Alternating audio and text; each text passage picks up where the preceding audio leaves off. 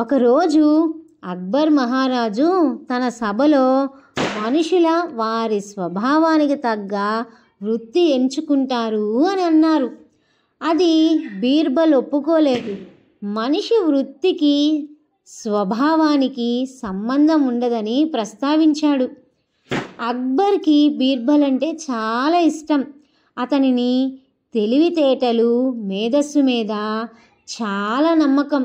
కానీ అప్పుడప్పుడు పరీక్షలు పెట్టడం సరదా.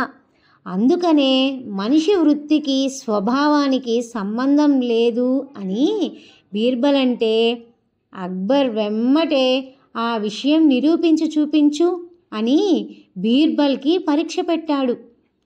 సరే, రేపు ఇద్దరం మారువేషం వేసుకొని నగర పర్యటన చేద్దాము. ఈ సత్యానికి నిదర్శనం నేను మీకు రేపు చూపిస్తాను అని బీర్బల్ ఒప్పుకున్నాడు.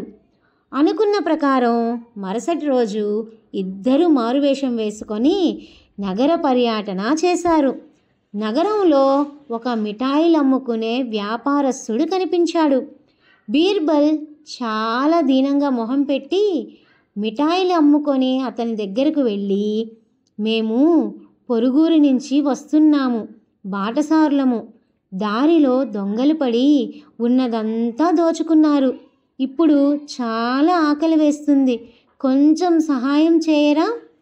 తినటానికి మీ కొట్టులో నుంచి ఏదైనా ఇప్పించండి అని నాటకం ఆడాడు. మిఠాయిల కొట్లో కూర్చున్న వ్యాపారస్తుడు చీదరించుకొని, చిచి, వ్యాపారం చేసుకునే టైంలో ఈ గోలేంటి? నిన్ను చూసి కొనేవాళ్ళు కూడా రారు, పోపో అని చికాకుగా తరిమేశాడు. బీర్బల్ ఊరుకోకుండా చాలా ఆకలి వేస్తుంది అని బతిమలాడాడు.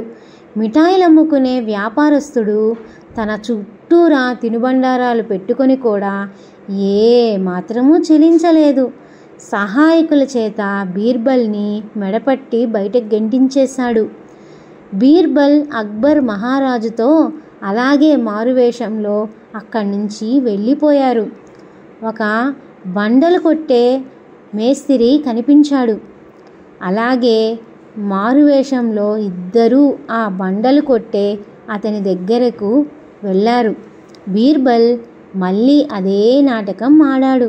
అయ్యా, మేము పొరుగురు నుంచి వస్తున్నాము, బాటసారులము. దారిలో దొంగలు పడి ఉన్నదంతా దోచుకున్నారు. ఇప్పుడు చాలా ఆకలి వేస్తుంది, కొంచెం సహాయం చేయరా అని మేస్తిరికి కూడా అదే కథ చెప్పాడు.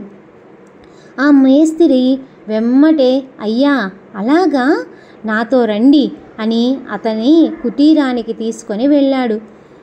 వాళ్లకు కాళ్ళు కడిగి ఇంట్లోకి తీసుకొని వెళ్ళి ఉన్న కొంచెంలోనే భార్యను అతిథులకు తగ్గ భోజనం తయారు చేసి వడ్డించమన్నాడు.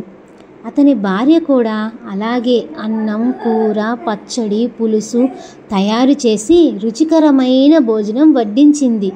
భోజనం అయ్యాక కొంచెం సేపు విశ్రాంతి తీసుకోమని అరుగు మీద మంచాలు నీడలోకి లాగి అక్బర్ బీర్బల్కి విసినికర్రలు ఇచ్చాడు. ఇలా మర్యాదగా అతిథులులాగా సత్కరించాడు.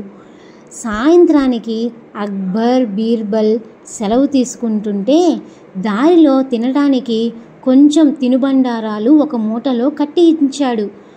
తిరిగి సభకు చేరాక బీర్బల్ అక్బర్తో, ప్రభు చూసారా, మిఠాయిలు చేసే వృత్తి ఎంచుకున్న వ్యాపారస్తుడికి తీయని స్వభావము లేదు, అలాగే బండలు కొట్టుకునే వృత్తి చేసుకున్న మేస్తిరికి కఠినమైన హృదయమూ లేదు.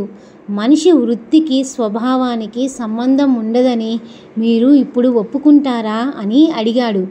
అక్బర్ చిరునవ్వుతో నవ్వి బీర్బల్ చెప్పింది ఒప్పుకున్నాడు. ఆపదలో ఉన్న బాటసారులను ఆదుకున్న ఆ మేస్తిరికి అతని కుటుంబ సభ్యులకి బహుమతులను పంపించి కృతజ్ఞతలు తెలియజేశారు. ఈ కథ వల్ల మీరేం నేర్చుకున్నారో కామెంట్ చేయండి. నచ్చితే సబ్స్క్రైబ్ చేసి లైక్ చేయండి.